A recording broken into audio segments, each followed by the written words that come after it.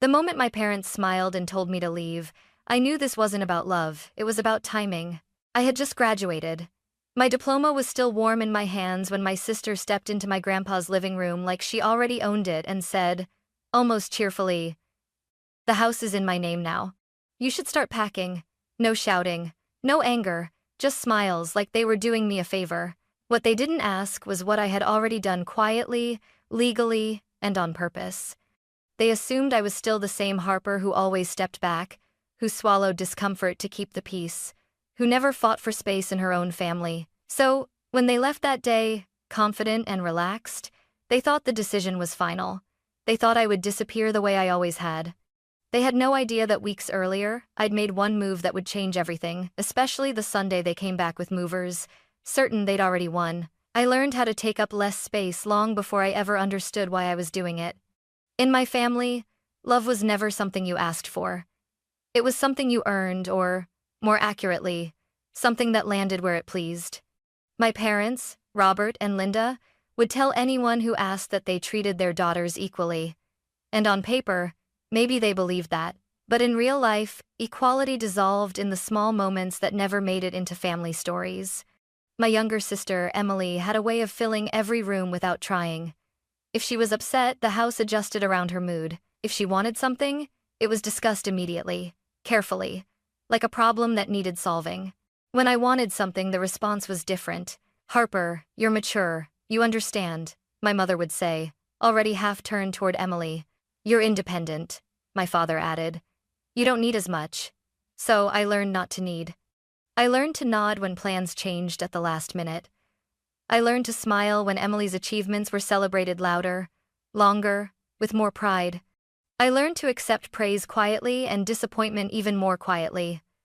Over time, it became easier not to ask at all. Asking meant hoping, and hoping usually led to being reminded why I shouldn't. From the outside, we looked fine: weekend dinners, holiday photos. The kind of family neighbors described as close. But inside our house, attention moved in one direction, and I learned how to survive on the leftovers of it. I wasn't abused. I wasn't ignored completely. I was simply overlooked. And somehow, that made everything harder to explain, even to myself. The only place where I didn't feel that way was my grandpa's house. George Miller lived in a small coastal town, in a house that never tried to impress anyone. The porch boards creaked in the same places every time. The air always smelled faintly of salt and pine. At night, you could hear the ocean if you listened closely, steady and patient. When I was there, no one rushed me. No one compared me. No one told me I was too much or too little. My grandpa listened when I spoke, not politely, intentionally, like my words mattered simply because they were mine. As he got older, I started coming more often. At first, it was small things: picking up groceries, driving him to appointments, helping sort mail. Later, it became more: managing bills when he started forgetting dates, sitting with him on quiet afternoons when the house felt too still. I showed up not because anyone asked me to, but because it felt natural. Because in that house, I didn't have to earn my place. My parents and Emily visited too, but mostly for holidays, or when something needed to be discussed. I noticed the difference. Even if I didn't name it yet, I told myself families were complicated, that everyone showed love in their own way, that keeping the peace was worth the cost. By the time I finished school and walked across that graduation stage, my grandpa was gone. But his house remained the last place where I had ever felt fully seen, and I didn't yet realize how much that mattered, or how quickly my family would try to take that feeling away from me. After my graduation, nothing changed right away, and that, more than anything, should have warned me. I stayed in my grandpa's house, telling myself I deserved a moment to breathe. I went back to work. I unpacked my boxes slowly.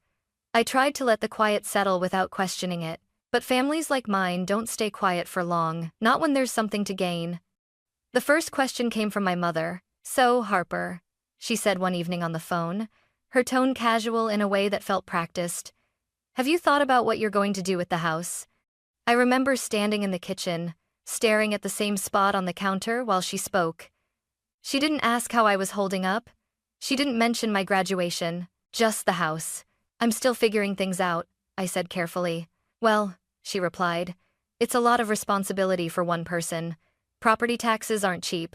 Maintenance either. We just worry about you. We just worry about you. It sounded kind, reasonable, almost loving. And if it had ended there, I might have believed it, but it didn't. A few days later, my father called. He wasn't as subtle. You know, Harper, Robert said, clearing his throat the way he did when he thought he was being practical. Your grandpa worked hard for that place. You don't want to get overwhelmed and make mistakes. What kind of mistakes? I asked. Oh, you know, he said quickly. Falling behind on payments, letting things slide. It would be a shame. A shame for whom? He didn't say. Then there was Emily. She started showing up without warning, always with a reason that sounded harmless enough. Mom said she left a sweater here. I just wanted to grab something I think I forgot. I was in the area. Each time, she walked through the house like she was already memorizing it. Her eyes lingered on the hallway, the spare bedroom, the small desk where I kept paperwork stacked neatly but unsorted. You're still handling all the bills yourself? She asked one afternoon, leaning against the doorframe, smiling. Utilities, insurance, that kind of thing. I'm just curious. Just curious. I told myself not to read into it. I always did. Reading into things had never worked out well for me. In the past, it usually ended with someone telling me I was being dramatic. But the comments kept coming. It wouldn't be fair for one person to keep everything. I wouldn't it will all to doubt mean. Your grandpa would have wanted it shared. We're family. Things should be simple. They used words like fairness and unity, wrapping each sentence in concern so neatly that pulling it apart felt almost rude. And for a while, I let it work. I smiled. I nodded. I gave non-answers that sounded cooperative, without promising anything. Inside, though, something felt wrong. What finally cracked my denial wasn't a single conversation. It was a memory. Years earlier, I'd watched my parents borrow money from a relative for something they called temporary. They promised to pay it back quickly. When time passed and the topic came up again, the story shifted. The relative became difficult, ungrateful, obsessed with money. I remembered how easily the narrative flipped and how fast everyone agreed to forget the original promise. That night, I sat alone in the living room, listening to the house settle around me. I replayed every recent conversation, the timing, the smiles, the way concern always seemed to circle back to ownership. It didn't feel like coincidence anymore. It felt like preparation. For the first time in my life, I didn't push that feeling away. I didn't tell myself I was imagining things. I didn't try to be the easy one. Instead, I asked myself a question I'd never asked before. What if this time, I didn't wait to see how bad it could get? And once that thought settled in, I realized something else. Something that made my stomach tighten with a strange mix of fear and clarity. If my family believed they were entitled to this house, they weren't going to ask forever. They were going to decide. The morning after that thought settled in, I took a long lunch break and didn't tell anyone where I was going. I dressed like it was a normal workday. Nothing that suggested fear or urgency. If anyone had asked, I would have said I was running errands. That was the first rule I gave myself. Nothing about my life would change on the surface. If my family thought I was standing still, they would move closer. And I needed them close enough to make a mistake. The law office was quiet, tucked between a dental clinic and a small accounting firm downtown. No flashy sign, no sense of drama, just a brass nameplate on the door that read, Michael Turner, Estate and Trust Attorney. He didn't interrupt when I spoke. He didn't rush me. I told him everything. My grandpa, the house, my family, the sudden interest, the language they were using. I talked longer than I expected to. When I finally stopped, my throat felt tight, like I'd been holding my breath without realizing it. Michael leaned back in his chair and folded his hands. What you're describing, he said calmly, isn't uncommon. That sentence alone made me feel less alone than I had in weeks. He explained how situations like mine often unfolded, how families convinced themselves they were entitled to something simply because they decided it made sense. How delays and hesitation worked in favor of the people willing to push first and apologize later. If they believe the property belongs to them, he said, they won't wait for permission forever. He walked me through my options. Not just what was possible, but what was realistic. What could be challenged? What couldn't? What created clarity and what created loopholes? When he explained an irrevocable trust, I listened carefully. It wasn't dramatic. It wasn't fast. And once it was done, it couldn't be undone on a whim. The house, the remaining accounts, everything my grandpa had worked for could be placed somewhere it couldn't be quietly reinterpreted later. People assume silence means uncertainty, Michael said. In reality, it often means preparation. I didn't hesitate. The paperwork itself felt almost anticlimactic. No raised voices, no speeches about justice or betrayal, just signatures, dates, and steady explanations of what each page meant. I asked questions. I took notes. I read everything twice. When it was finished, Michael slid a thin folder across the desk toward me. "This doesn't look powerful," he said. "But it is." I walked back out into the sunlight, feeling lighter and heavier at the same time. Lighter because I'd done something. Heavier because I knew there was no going back, not just legally, but emotionally. I didn't tell my parents. I didn't warn Emily. I didn't change my tone when they called. I didn't shift my routines. I still answered messages. I still smiled at family dinners. I still played the role they expected, the quiet, accommodating Harper who never caused problems. And they believed it. In fact, their confidence grew. Dinner invitations became more frequent. Conversations softened. My mother talked about family traditions, like they were suddenly important again. My father mentioned how nice it would be if everyone could come together now that school was over. Emily joked about renovations she'd do if the house were ever hers, watching my face closely when she said it. I gave them nothing. No arguments, no reassurances, no promises. Behind the scenes, I started documenting everything. Dates, messages, the way questions were phrased. The assumptions slipped casually into conversation. I didn't confront them. I didn't need to. I just needed a clear record if they crossed the line. And eventually they did. The first sign wasn't anger or accusation. It was urgency. My mother called one afternoon, her voice tight with something that sounded like concern but carried an edge I hadn't heard before. "We need to talk soon," she said. "About the house. It can't wait." Minutes later, Emily texted, "We'll come by this weekend. It's easier to explain in person." I stared at my phone for a long moment before setting it face down on the table. By then, I knew exactly what they were planning. They thought my silence meant fear, that hesitation meant weakness, that because I had always stepped back before, I would do it again. They believed the decision was already made. I let them believe it. Because by the time they showed up smiling, certain and prepared, the real outcome had been sealed weeks earlier and they were walking straight toward it. After that, my family became pleasant. Not warm, not loving, just deliberately pleasant. Like people who believed the hard part was already over and were now waiting for cooperation to catch up.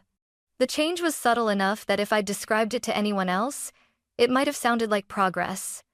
To me, it felt like a warning. My mother started calling more often.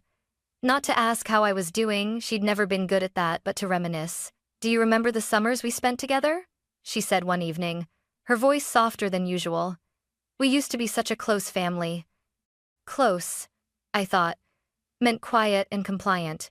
My father followed with practicality disguised as concern. "You look tired lately, Harper. Are you managing everything okay out there by yourself?" Out there, as if the house wasn't mine, as if I were already temporary. Emily was the boldest. She stopped pretending her visits were accidental. She came by with coffee one afternoon and wandered through the house like a guest who'd overstayed long enough to feel entitled. "This room would make a great office," she said casually, glancing toward the spare bedroom. "And the porch? I'd redo the railing, make it more modern." She watched my face closely when she spoke, searching for resistance. I gave her none. "That sounds nice," I said lightly. The relief on her face was instant and revealing. I realized then how much my silence was doing their work for them. They filled it with assumptions, with plans, with certainty. Every calm response I gave seemed to convince them they were right to move forward. Dinner invitations followed, more frequent, more insistent. "You should come by this weekend," my mom said. "Just the four of us." I went. I listened. I smiled. I played the version of myself they expected, the daughter who never pushed back, the sister who didn't compete, but I noticed everything. I noticed how conversations always circled back to logistics, how often Emily used the word we, how my parents spoke in conclusions, not questions. We'll need to think about insurance. We should probably update some records. It'll be easier once everything's in one name. One name, not mine. I wrote things down when I got home. Dates, phrases, the way my mother avoided looking at me when she said certain things, the way my father's tone shifted when I didn't immediately agree, the way Emily smiled a second too late, like she was rehearsing confidence rather than feeling it. At night, I walked through the house slowly, touching familiar things, the banister my grandpa had fixed himself, the small crack in the kitchen tile we always joked about. I told myself not to get sentimental. Sentiment made people careless. I needed to stay clear. The pressure increased quietly. We really should settle this soon, my mom said during another call. It's better for everyone, my dad added later.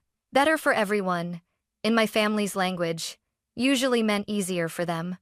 Then, late Friday afternoon, the tone changed. My mother called, her voice tighter than before.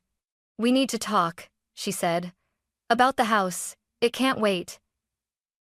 Before I could respond, my phone buzzed with a text from Emily. We'll come by Sunday. It's easier to explain in person. Explain, not discuss, not ask. I didn't respond right away. I set my phone down and stood in the kitchen, listening to the quiet hum of the refrigerator. Outside, the ocean wind picked up, rattling the porch chimes softly. The sound grounded me. By then, there was no confusion left in me, only clarity. They weren't coming to talk. They were coming to inform me. They believed silence meant surrender, that my calm meant agreement, that because I hadn't fought before, I wouldn't fight now. I let them believe it. On Saturday night, I barely slept. Not because I was afraid, but because my mind kept moving, replaying conversations, checking details, making sure every piece was where it needed to be. I laid out clean clothes. I set my phone to silent. I placed the important documents exactly where I could reach them. Sunday morning arrived gray and still, the kind of quiet that feels deliberate. I made coffee. I stood on the porch and watched the road, waiting. Not to see if they would come, but to see how confident they would be when they did. Sunday morning arrived without drama. No storm, no sudden wind. Just a flat gray sky stretched over the ocean like a held breath. I stood on the porch with a cup of coffee cooling in my hands, watching the road the way you watch something you already know is coming. I wasn't nervous. That surprised me. I felt steady, like everything that could be decided had already been decided, just not by them. The sound of tires crunching over gravel reached me before I saw the car. Then it appeared at the end of the drive, familiar and confident, followed by a second vehicle I didn't recognize, a moving truck. My grip tightened slightly on the cup, more out of disbelief than fear. So this was how certain they were. Emily stepped out first, sunglasses on, smiling like this was a celebration instead of an eviction. My parents followed close behind her, standing shoulder to shoulder the way they always did when they believed they were united on the reasonable side of things. Emily didn't bother with small talk. We got everything sorted, she said, holding up a neat stack of papers before I could even say hello. The house is in my name now. My mother tilted her head, her voice softening immediately. It's not personal, sweetheart. This is just what makes sense for the family. My father nodded, crossing his arms. You have your life in the city, Harper. This place needs someone who can really manage it. Manage it. Like I hadn't been doing exactly that. I looked at the papers without reaching for them. Blue ink, crisp edges, seals that looked official enough at a glance. They'd done their homework or thought they had. You'll need to be out by tonight, Emily added lightly, like she was reminding me to take leftovers home. There it was. Not a question, not a discussion, a verdict. For a moment, none of them spoke. They were watching my face, waiting for the reaction they expected: confusion, panic, maybe tears. Something that would confirm the version of me they had already decided on. Instead, I said one word: okay. The relief was immediate. Emily's shoulders dropped. My mother exhaled. My father's posture loosened, like he'd just finished a difficult conversation successfully. Good, my mom said quickly. I knew you'd understand. Emily smiled wider. We'll be back later with movers. It'll be easier if we handle everything at once. I nodded. I even stepped aside so they could pass me, the way I always had. They left believing the hardest part was over. 2 days later, they came back. This time, the moving truck pulled all the way up the drive, loud and white against the muted sky. 2 movers jumped down, stretching, already looking at the house like it was just another job on the schedule. Emily was practically glowing. "This'll go fast," she said, clapping her hands once. "We'll have you out before lunch." My parents stood behind her, energized, confident, already talking logistics. "That couch should go first. Make sure you don't scratch the floors. Harper, you should start packing personal things." I stepped onto the porch. I wasn't alone. Standing beside me was Michael Turner. He looked exactly the same as he had in his office, calm, composed, holding a thick folder under one arm. The kind of calm that doesn't argue or perform, the kind that waits. The movers slowed first. One of them hesitated mid-step, sensing the shift in the air. Emily's smile faltered. My parents exchanged a look. Michael stepped forward slightly. "I need to confirm who I'm speaking with," he said evenly. He listed their names without hesitation. My parents stiffened as he spoke them aloud, like being identified suddenly mattered. "I'm here regarding the legal status of this property." My father frowned. "And you are?" Michael opened the folder just enough for them to see the documents inside. "I represent the local property records office," he said. "This house was transferred into an irrevocable trust several weeks ago. Harper is the sole trustee." The silence that followed was heavy, dense enough to press against my ears. Emily laughed first. It came out sharp and brittle. "That's not possible," she said quickly. "We have paperwork." Michael nodded once. "I've seen it." "Hey, coulda. My mother stepped forward, confusion turning into irritation. "There must be a mistake.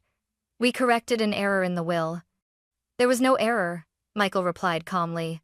"And any attempt to change ownership without authorization from the trustee is legally void." Emily's face drained of color. "That doesn't make sense," she said, faster now. "Everything was filed properly." Michael flipped a page in his folder. "The filings were made through an unverified service. The notary information does not match state records. That alone invalidates the transfer." One of the movers cleared his throat. "So, should we wait?" Michael didn't take his eyes off my family. "No," he said. "You should not proceed." My father's voice hardened. "Are you accusing us of something?" "I'm stating facts," Michael replied. Emily turned to me then, eyes wide, voice tight. "You did this?" I met her gaze steadily. "I protected what wasn't yours to take." My mother's voice cracked. "How could you do this to us after everything we've done for you?" I didn't raise my voice. I didn't step closer. "You showed up with movers," I said quietly. "You told me I was out by tonight. You didn't ask. You decided." My father opened his mouth, then closed it again. The confidence he'd walked in with was gone, replaced by something thin and brittle. Michael handed him a copy of the notice. "This documents today's attempted transfer and serves as a formal warning," he said. "Any further attempts could escalate into a legal matter." The movers were already backing away, murmuring apologies. One climbed back into the truck without waiting for instructions. Emily stood frozen, the papers in her hand suddenly meaningless. "This isn't over," she said weakly. I nodded once. "That part is up to you." They didn't argue after that. They didn't threaten or plead or try to bargain. They just left. I watched their car disappear down the road, the moving truck following close behind. The gravel settled slowly back into place, like nothing had happened at all. Michael closed his folder. "They'll think twice before trying that again," he said. I thanked him and watched him drive away. Then I stood alone on the porch, the ocean still moving the way it always had. Nothing outside had changed, but everything inside me had. For the first time in my life, I wasn't bracing for what my family might take next. I was standing exactly where I belonged. After they left, the house felt unnaturally quiet. Not peaceful, at least not right away. The kind of quiet that settles after something heavy has passed through, leaving the air changed. I stayed on the porch for a long moment, listening to the sound of the moving truck fade into the distance, the gravel slowly settling back into place. No shouting, no slammed doors, no final speech. Just absence. Inside, my phone buzzed once. Then again. I didn't look at it immediately. For the first time, I didn't feel the urge to manage anyone else's emotions. Whatever they needed to say could wait. When I finally checked, there were messages from my mother and father, short, restrained, carefully worded. "We need to talk." This was unnecessary. You didn't have to involve outsiders. Outsiders. Not the law. Not the truth. Outsiders. I set the phone face down and walked through the house instead. The movers hadn't touched anything. Every room looked exactly the same, but it felt different now. The tension that had lived in the corners, the sense that this place was temporary, conditional, had lifted. I hadn't realized how tightly I'd been holding myself together until there was nothing left to brace against. Later that evening, another message came through. This one from Emily. "You embarrassed us. You could have handled this privately." Privately, I thought, meant quietly giving in. I typed a response, then erased it. Then typed another, and erased that too. In the end, I didn't reply at all. Silence, I was learning, wasn't surrender. It was a boundary. The next morning, Michael called. "They didn't contest the notice," he said. "That's usually a sign." "A sign of what?" I asked. "That they understand their position," he replied, "and that they don't like it." A few days later, a formal letter arrived from my parents' attorney. It was brief and stiff, withdrawing every claim connected to the property and requesting no further contact regarding the estate. No apology. No explanation. Just retreat. I filed it away without ceremony. The fallout didn't explode the way I'd once imagined it might. There were no dramatic confrontations, no public arguments, no last-ditch attempts to guilt me into compliance. Instead, everything collapsed inward. The calls stopped first, then the messages, then the carefully curated concern disappeared altogether. Word traveled quietly after that. A distant aunt reached out with an awkward message about misunderstandings. A cousin asked vague questions without actually asking anything. Some relatives stayed silent, and I let them. For the first time, I didn't chase the silence or try to fill it. I didn't explain myself. I didn't justify my choices.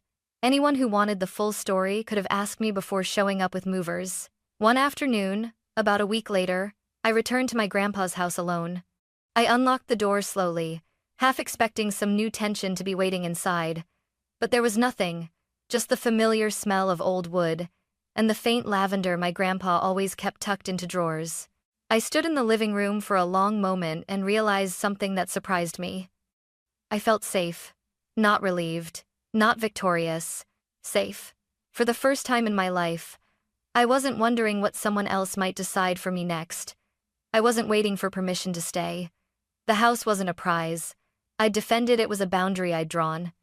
And outside, the ocean kept moving, steady and unconcerned, exactly the way it always had. Time didn't rush back in the way I expected it to. After everything went quiet, I kept waiting for the next wave, another confrontation, another attempt, another carefully worded message meant to reopen the door I'd finally closed. But it never came. Instead, the days stretched out, calm and unfamiliar, like a life I hadn't been trained to live in. At first, the silence felt heavy. I'd spent so many years anticipating my family's reactions that not having to do it anymore felt wrong, like I'd forgotten an important responsibility. Every time my phone buzzed, my body reacted before my mind did, shoulders tightening, breath catching until I realized it wasn't them. They were gone. Not dramatically, not angrily, just absent. A few weeks later, I heard through a relative that my parents were taking space. That was the phrase they used. Not "we crossed a line," not "we were wrong." Just space, as if this were mutual, temporary, something that would resolve itself if left alone long enough. Emily didn't reach out at all. That hurt more than I expected, not because I missed her, but because it confirmed something I'd always suspected. Our relationship had never been about connection. It had been about access, and once access was gone, so was the relationship. I stopped trying to make sense of it after that. Instead, I focused on the house. I went through drawers slowly, deciding what to keep and what to let go. I found old notes my grandpa had written to himself, grocery lists, reminders, half-finished thoughts. In one drawer, I found a folded piece of paper with my name written on it in his careful handwriting. It wasn't a will or instructions, just my name, written once, like he wanted to remember something important. That small thing stayed with me. I made changes to the house, but only gentle ones. I fixed what needed fixing. I kept what mattered. I didn't renovate or erase him. I let the place breathe the way it always had. With distance came clarity. I realized that what my family had wanted wasn't the house itself, it was control. The house was just the excuse. And when I'd taken control away quietly, legally, without spectacle, they'd had nothing left to stand on. There were moments of doubt, of course. Late nights when old habits whispered that maybe I'd gone too far. That maybe I should have handled it softer. Those thoughts never lasted long. Because every time they surfaced, I remembered the moving truck, the papers, the certainty on their faces when they told me to leave. Boundaries aren't cruelty, I reminded myself. They're clarity. Slowly, my body learned what my mind already knew, that I wasn't in danger anymore. That no one was coming to take something from me while I slept. That the space I occupied was mine by right, not by permission. I started making plans that didn't involve managing anyone else's expectations. I spent weekends at the house without feeling watched. I invited friends over without rehearsing explanations. I let myself exist without shrinking. And in that space, quiet, steady, unclaimed, I understood something my grandpa had shown me all along. Belonging isn't something you beg for. It's something you protect. On a Sunday afternoon, not long after everything finally settled, I unlocked my grandpa's front door and stepped inside alone. The house smelled the same old wood, clean air, and the faint trace of lavender he used to tuck into drawers without telling anyone. Sunlight slid across the floor in familiar patterns, unhurried, like it didn't care how much had changed outside these walls. I moved through each room slowly, not out of caution this time, but out of respect. There was no tension in my shoulders, no instinct to listen for footsteps behind me. For the first time, I wasn't waiting for someone to challenge my right to be there. I made tea and sat on the porch, watching the tide move in and out. The ocean hadn't changed. The house hadn't changed. What had changed was me. For most of my life, I believed that keeping the peace meant staying quiet, that being loved meant being easy, that protecting myself would somehow make me the problem. I know now how wrong that was.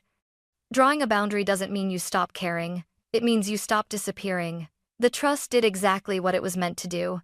It created clarity. It removed ambiguity.